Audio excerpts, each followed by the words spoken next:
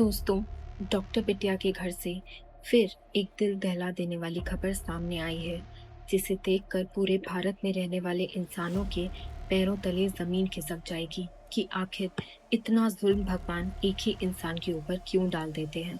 आखिर क्या हुआ है, बताएंगे सब कुछ इस वीडियो में। लेकिन उससे पहले डॉक्टर बिटिया की आत्मा की शांति के लिए कमेंट करें कि हे भगवान, डॉक्टर बिटिया की आत्मा को शांति दे और डॉक्टर बिटिया के परिवार को इस भयानक दर्द से निकलने की शक्ति दे। चलिए दोस्तों, पूरी खबर क्या है जानते हैं इस वीडियो में।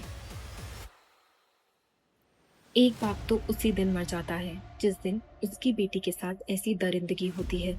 एक पिता उसी दिन मर जाता है जिस दिन उसकी बेटी के साथ ऐसा जघन्य अपराध होता है। वो बाप पूरी तरह से अंदर से टूट जाता है, उसके दिल के टुकड़े टुकड़े हो जाते हैं। लेकिन अगर दुनिया में आए हैं तो जीना तो पड़ेगा। ऐसे पिता से पूछो जिसकी बेटी के साथ ऐसा अपराध हुआ हो। दोस्तों, मैं तो चाहती हूँ ऐसे अपराधी को इतनी कड़ी सजा होनी चाहिए जिससे दूसरा कोई ऐसा अपराध करने के बारे में सोच भी ना सके और दोबारा ऐसा अपराध ना हो। इस तरह से ऐसे अपराधियों को सजा देनी चाहिए। हमें कमेंट सेक्शन में ज़रूर बताएं। चलिए आगे की खबर को विस्तार से जानते हैं। डॉक्टर बिटिया की डायरी से एक बहुत बड़ा खुलासा हुआ, एक बहुत बड़ा सबूत मिल गया। इसके अलावा संजय रॉय तो बस एक मोहरा था, उसे पैसे दिए गए थे। आखिर कितने पैसे मिले थे संजय रॉय को? इसके अलावा संदीप घोष के घर की तहकीकात में पुलिस और सीबीआई को ऐसा क्या मिल गया जिससे पूरा केस सॉल्व हो गया? बहुत बड़ी खबर निकल कर आ रही है। आप पूरी वीडियो देखे बिना मत जाइएगा। ये खेल अब बस खत्म होने वाला है। गवाह सबूत सब मिलने वाले हैं। दरिंदों को सजा भी मानो बस होने वाली है। कोलकाता केस में बिटिया की डायरी चेक की गई, जिसको देखने के बाद सीबीआई की आंखें फटी की फटी रह गईं। संदीप घोष के घर में तहखाने में जो मिला उसे देखकर सबके पैरों तले जमीन खिसक गई। आखिर सीबीआई को इस जानकारी के बारे में पता कैसे नहीं चला? 24 दिनों की जांच के दौरान सीबीआई से आखिर ये कैसे छूट गया? साथ ही साथ ये भी बता दें कि सीबीआई को जब इसके बारे में जानकारी मिली तो सीबीआई ने अतिरिक्त टीम दिल्ली से बुलाई और इसकी जांच की। इसके बाद जो असली कातिल है, असली दरिंदा है, उसका चेहरा सामने निकल आया।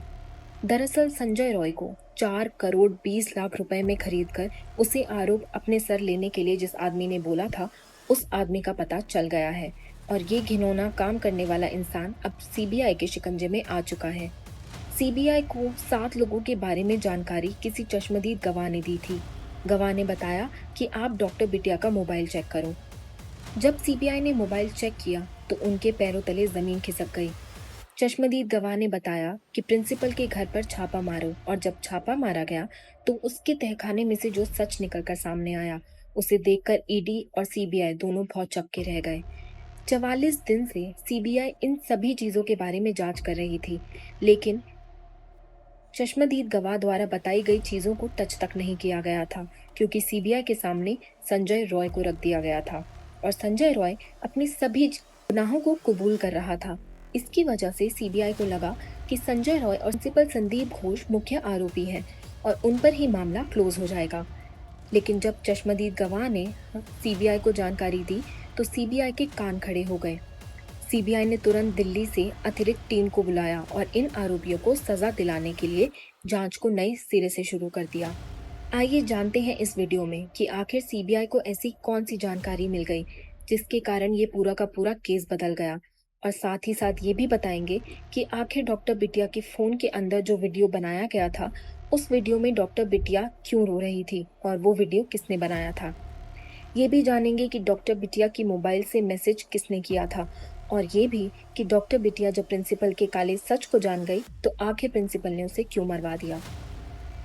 इन सभी चीज़ों के बारे में हम चर्चा करेंगे विस्तार से इस वीडियो में। इस वीडियो को अंत तक ज़रूर देखना और डॉक्टर बिटिया को अगर आप सच में चाहते हो कि न्याय मिले तो आप उसे एक सच्ची श्रद्धांजलि देने के लिए कमेंट बॉक्स में लिखकर भगवान से प्रार्थना करें कि डॉक्टर बिटिया की आत्मा को शांति मिले। चलिए अब वीडियो में आगे बढ़ते हैं। आपको बता दें कि सीबीआई अपनी जांच में पूरे तरीके से बिजी थी और अपने जांच को वो अंतिम रूप देने के लिए तैयार थी। अचानक एक चश्मदीद गवाह सामने आया और सीबीआई को बताया कि क्या आपने डॉक्टर बिटिया का फोन चेक किया था? सीबीआई सन्न रह जाती है। वो कहती है कि फोन क्यों चेक करना है? चश्मदीद गवाह ने कहा कि जरा एक बार चेक कर लीजिए। फिर सीबीआई अपनी टेक्निकल टीम को डॉक्टर बिटिया का फोन देती है और इसके बाद जो पता चलता है, यकीन मानिए इसके कारण सीबीआई को अपनी पूरी की पूरी जांच को फिर से शुरू करना पड़ा। डॉक्टर बिटिया के मोबाइल में उस रात जो घटना घटी थी उसका वीडियो किसी ने रिकॉर्ड किया था। ये उन्हीं आरोपियों में से एक था जिसने अपने मोबाइल की जगह गलती से डॉक्टर बिटिया के मोबाइल से रिकॉर्डिंग शुरू कर दी थी। डॉक्टर बिटिया का जो मोबाइल था और आरोपी का मोबाइल एक ही मॉडल के थे, जिसके कारण गलती से अपने मोबाइल की जगह उसने डॉक्टर बिटिया के मोबाइल से रिकॉर्डिंग शुरू की। और जब उसे पता चला कि अरे ये तो किसी दूसरे फोन से रिकॉर्डिंग हो गई है, तुरंत उसे डिलीट कर दिया। लेकिन सीबीआई वीडियो को रिट्रीव कर लेती है और इसके बाद जब देखती है तो पूरा का पूरा खेल ही पलट जाता है। सीबीआई को सच का पता चला कि संजय रॉय को करोड़ों रुपए देकर खरीदा गया है। एक थ्योरी के अनुसार बहुत पहले दावा किया जा रहा था कि संजय रॉय को फंसाया जा रहा है। वो आरोपी तो है लेकिन मुख्य आरोपी नहीं। संजय रॉय ने बिटिया के साथ घिनौना काम किया था, लेकिन उसके साथ और भी कई लोग थे। सीबीआई को इसके खिलाफ कोई सबूत नहीं मिला, इसलिए उन्हें लगा कि लोग ऐसे ही बातें बना रहे हैं। लेकिन जब बिटिया रानी के मोबाइल को चेक किया जाता है तो यकीन मानिए उसमें जब संजय रॉय की सच्चाई पता चली तो सीबीआई को ये समझ आया कि सच में संजय रॉय को पैसे इसलिए दिए गए थे ताकि वो पूरे के पूरे इस अपराध को अपने सर ले ले। तभी तो जब संजय रॉय को पहली बार पुलिस ने पकड़ा तभी उसने कहा कि हाँ, मैंने ही अपराध किया है, मुझे जल्दी से जल्दी सजा दो और मामला खत्म करो। तब भी पुलिस ने एक बार सोचा था कि क्यों वो एक ही बार में अपराध को कबूल कर रहा है। अभी तक तो हमने जांच भी नहीं की, फॉरेंसिक रिपोर्ट भी नहीं आई और संजय अपने आप को आरोपी मान रहा है। इसके पीछे असल में करोड़ों रुपए बोल रहे थे। यही नहीं, एक चश्मदीद गवाह ने ये भी जानकारी दी कि प्रिंसिपल के घर पर छापा मारा जाए। इसके बाद ईडी और सीबीआई मिलकर प्रिंसिपल के घर पर मौजूद एक तहखाना जो अंडरग्राउंड था उसमें छापा मारते हैं। सीबीआई और ईडी को छापे में मिलती हैं 2000 कैसेट। जी हाँ, 2000 cassette, 7 memory card, 2 hard disk और कई अरबों रुपए, लाखों का कैमरा, साथ ही ऐसे इक्विपमेंट जो इन जघन्य अपराधों में काम आते हैं। ये सब मिलने के बाद सीबीआई और ईडी तो दंग ही रह गए। इस पूरे केस को अब ईडी भी संभालेगी क्योंकि इसमें अरबों रुपयों का खेल और रिश्वत की बात है। अब इस केस में केवल सीबीआई नहीं, ईडी भी पूरी तरह इन्वॉल्व हो चुकी है। बता दें, इसके साथ ही ये भी पता चला कि बिटिया रानी को जघन्य अपराध के सबसे मेन आरोपी प्रिंसिपल है, उसके बारे में पहले से पता चल चुका था। दरअसल डॉक्टर बिटिया को लगभग 25 दिन पहले ये पता चला था कि प्रिंसिपल संदीप घोष इस हॉस्पिटल में ब्लू फिल्म की शूटिंग कराता है और ये कहाँ होता है। उसके बाद डॉक्टर बिटिया ने उसके खिलाफ सबूत भी इकट्ठा कर लिए थे और राष्ट्रपति को सौंपने वाली थी। उसके पहले ही उसके साथ ये जघन्य अपराध हो गया और वो दुनिया को छोड़कर चली गई। अगर डॉक्टर बिटिया आज जिंदा होती तो हमें कोई और ही स्कैंडल सुनने को मिलता। लेकिन डॉक्टर बिटिया के जाने के बाद कितना दुर्भाग्य है कि उन्हीं का केस आज पूरी दुनिया में वायरल हो रहा है। यही नहीं, प्रिंसिपल के घर छापा मारने से लेकर बिटिया के घर के मोबाइल को चेक करने के बाद सबसे बड़ी खबर जो निकल कर आ रही है कि जो प्रिंसिपल को 4 करोड़ रुपए दिए गए थे वो पैसा ट्रांसफर हुआ था संजय रॉय के पास। इसलिए संजय रॉय पहले दिन से ही आरोपों को मान रहा था।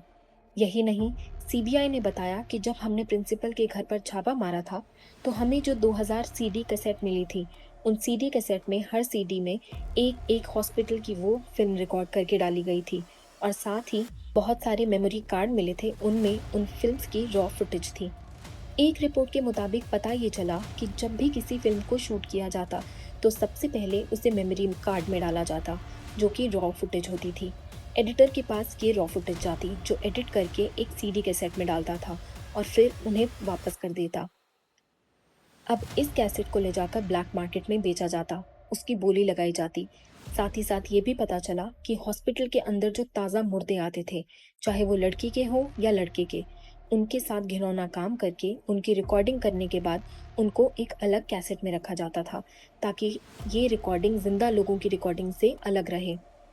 आपको जानकर हैरानी होगी कि जो लोग जिंदा होते थे उनकी उनकी फिल्म से 10 गुना ज्यादा रेट पर मुर्दों की फिल्म बिकती थी, जिसके कारण संदीप घोष के पास अरबों रुपए आ गए थे। उसे लगा कि अब ये काला व्यापार कभी नहीं रुकेगा क्योंकि जितना पैसा मिलता था उसमें से ज्यादातर पैसा वो बड़े बड़े अधिकारी और नेताओं को देता, एक कट के रूप में। अब वो लोग भी खुश रहते और आरजीकर मेडिकल कॉलेज में चल रहा ये घिनौना काम दशकों से लगातार चलता रहा। आखिरकार डॉक्टर बिटिया के खिलाफ हुए जघन्य अपराध ने इस सारे केस को नया मोड़ दे दिया। सीबीआई और ईडी की एंट्री के बाद अब बताया जा रहा है कि ये केस बहुत जल्द क्लोज होने वाला है। लेकिन क्लोज होने से पहले आपको बता दें कि सीबीआई इस केस को एक बार फिर से री इन्वेस्टिगेट करना चाहती है, क्योंकि ईडी और सीबीआई के छापे से लेकर चश्मदीद गवाह तक और साथ ही साथ बिटिया के मोबाइल में जो वीडियो मिला उसको लेकर के जो बातें सामने आई हैं, अब उन्हें देखने के बाद ये मामला साफ हो गया है कि इसे री इन्वेस्टिगेट करना बहुत ज़रूरी है, क्योंकि इसमें कई सारे ऐसे नाम आ सकते हैं जिनकी जानकारी शायद अभी तक किसी को नहीं है। एक जानकारी और आपको बता दें कि डॉक्टर बिटिया के साथ ये घिनौना काम होने से करीब कुछ घंटे पहले एक मैसेज भेजा गया था।